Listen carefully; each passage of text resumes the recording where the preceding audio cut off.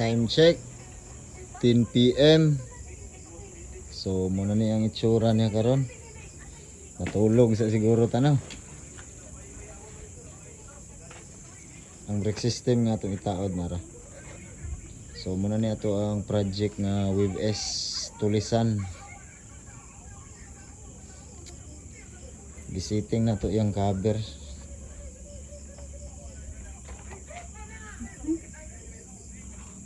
320mm nga tuber ni atong gitaod nga suspension. Ano yung itsura karon?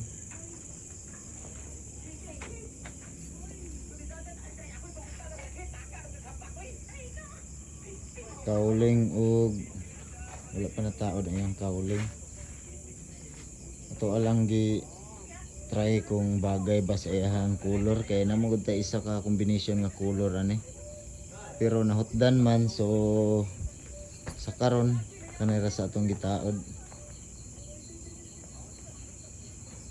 Pero okay raman pod ang iyang combination sa iyang color kay black man siya, black gray combination.